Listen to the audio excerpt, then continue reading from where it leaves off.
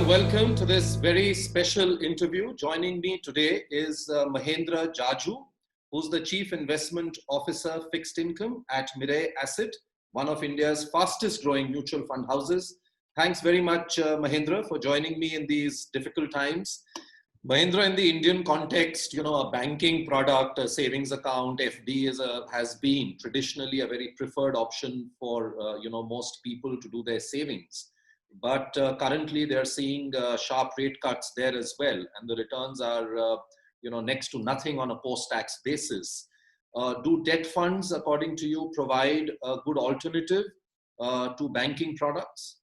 I think not only today, but at all times, the debt mutual funds have generally performed better than bank FD. There is still a lot of gap in terms of the understanding of the debt mutual funds by the investor community in general.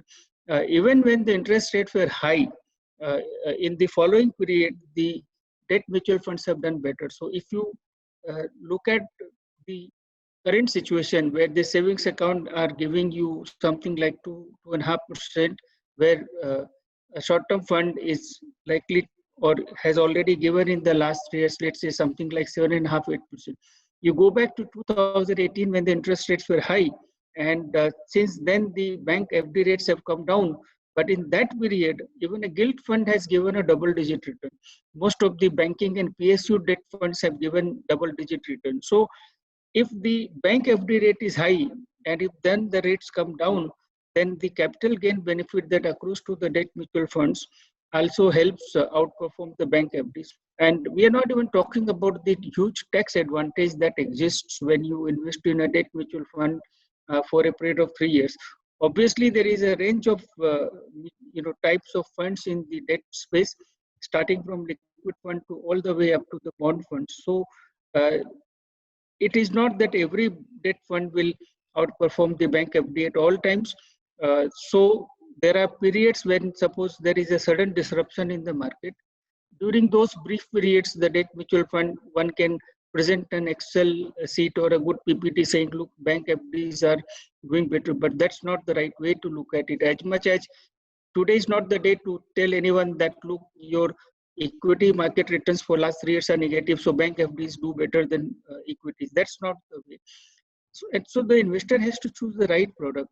The only thing that goes wrong is if investors opt for an aggressive credit fund, because whenever the economic environment becomes challenging, the credit space suffers. So in lending, one of the fundamental rule is that if you lend money to someone and he doesn't pay you back on time, then all your return calculations are invalid. So I think if the investors choose the right product with the correct risk appetite, then the bank FDs have no chance to compete against the debt mutual funds. It's been a pleasure talking to you, Mahendra Jaju. Thank you very much and wish you all the very best. Hope you continue to serve Indian investors equally well in the future as well. Thank you very much. Thank you, Vivek. Thank you so much for inviting, and thank you so much once again. Absolutely. Thank you very much, Mahendra.